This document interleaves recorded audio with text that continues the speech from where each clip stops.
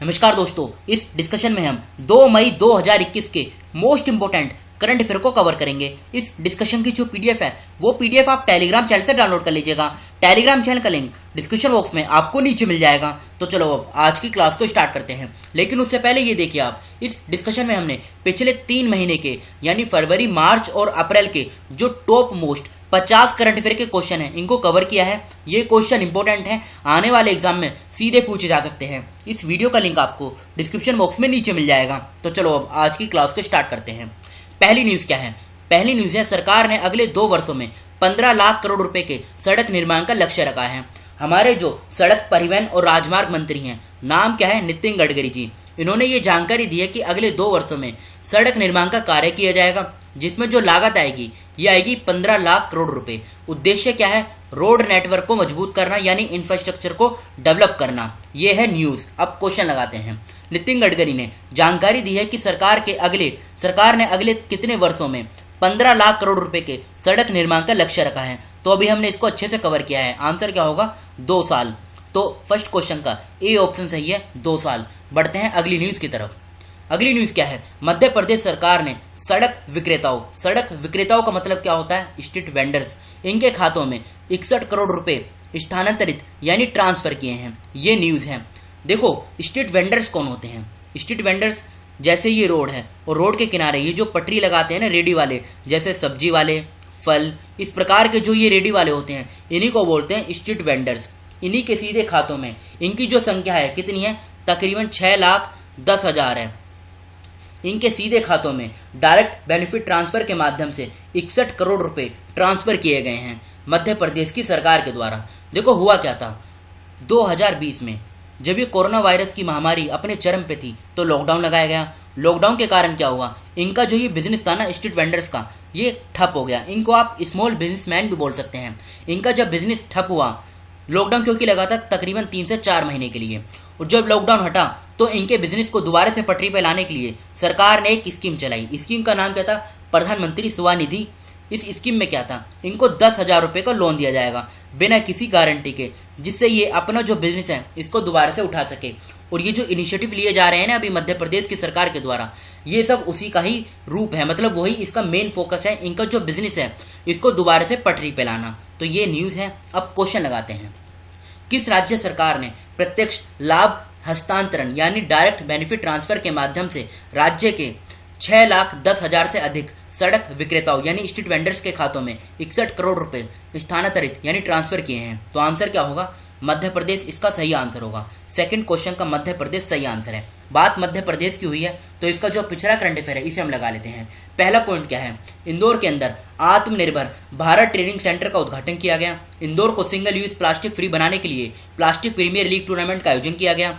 भोपाल में रानी पद्मावती का मेमोरियल बनेगा। यूनेस्को का जो मैन एंड बायोस्फीयर प्रोग्राम है इसमें पन्ना टाइगर रिजर्व को शामिल किया गया। 1 नवंबर 2020 को मध्य प्रदेश ने अपना 65वां स्थापना दिवस मनाया। मध्य प्रदेश सरकार ने कोरोना वॉरियर्स योजना शुरू की। मिशन ग्रामोदय लॉन्च किया गया मध्य प्रदेश की सरकार के द्वारा। मध्य प्रदेश सरकार ने संकल्प अभियान शुरू किया। मेरा मास्क मेरी सुरक्षा अभियान भी शुरू किया गया मध्य प्रदेश की सरकार के द्वारा। अप्रैल 2021 में मध्य प्रदेश सरकार ने 726 करोड़ की राजमार्ग परियोजनाओं को मंजूरी दी है। मध्य प्रदेश राज्य के मुख्यमंत्री ने 52 जिलों के लिए 52 करोड़ रुपए की राशि जारी की। मध्य प्रदेश सरकार ने शुरू किया योग से निरोग कार्यक्रम। अब चलते हैं अगली न्यूज की तरफ। 1 मई को मनाया गया अंतर्राष्ट्रीय श्रम दिवस। क्वेश्चन लगाते हैं।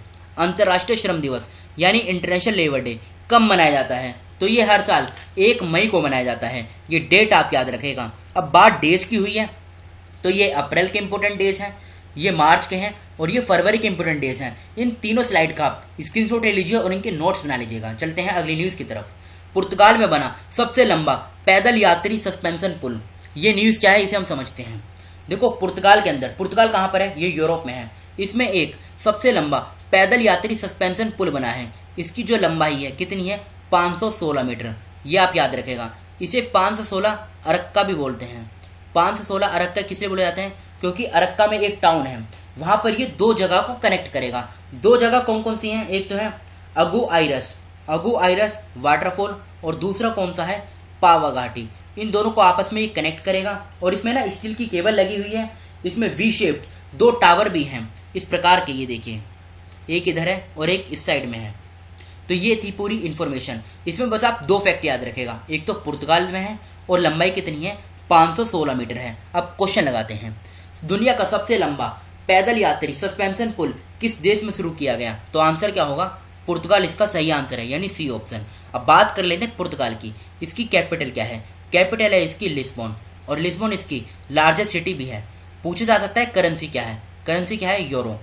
इसके अगर हम प्राइम मिनिस्टर की बात करें, प्राइम मिनिस्टर कौन है? Antonio Costa. एंटोनियो कोस्टा ये इसके प्रधानमंत्री हैं पुर्तगाल के। चलते हैं अगली न्यूज़ की तरफ। अप्रैल 2021 में दीपक त्रिवेदी का निधन हुआ। क्वेश्चन लगाते हैं, कोविड संबंधित जटिलताओं के कारण अप्रैल 2021 में दीपक त्रिवेदी का निधन हो गया। वे किस राज्य के IAS एसोसिएशन के अध्यक्ष थे? तो आंसर क्या होगा इसका? उत्तर प्रदेश। 5th क्वेश्चन का डी आंसर सही है, उत्तर प्रदेश। बढ़ते हैं अगली न्यूज़ की तरफ। ऑस्ट्रेलिया ने सैन्य ठिकानों का उन्नयन करने के लिए $580 मिलियन खर्च करने की घोषणा की है। क्वेश्चन लगाते हैं, उससे पहले आप ऑस्ट्रेलिया की ये बेसिक इन्फॉर्मेशन देख लीजिए। ये तो है लोकेशन ऑस्ट्रेलिया की। ये यहाँ पे तास्मानिया है, यहाँ पर एक स्टेट है बास स्टेट। कैपिटल क्या है? कैनबेरा कैपिटल है। करेंसी क्या है? Australian dollar. प्रेसिडेंट कौन है? Scott Morrison. अब क्वेश्चन लगाते हैं, क्वेश्चन क्या है, किस देश ने अपने 4 उत्तरी सैन्य ठिकानों का उन्नयन करने के लिए $580 मिलियन खर्च करने की घोषणा की है? तो आंसर क्या होगा? ऑस्ट्रेलिया। 6th क्वेश्चन का ए ऑप्शन सही है, ऑस्ट्रेलिया।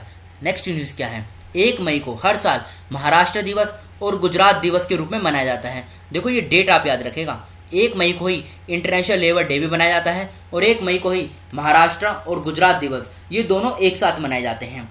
अच्छा, एक क्वेश्चन मैं आपसे पूछता हूँ, भारत के कितने राज्यों की सीमा समुद्र के साथ लगती है?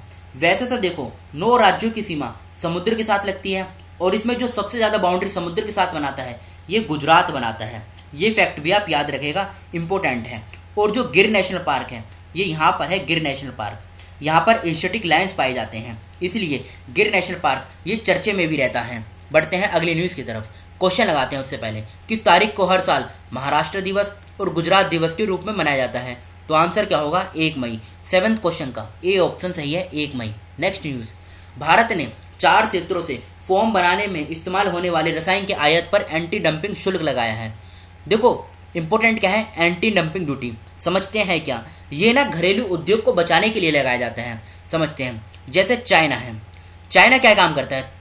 देखो इधर चाइना, इधर इंडिया।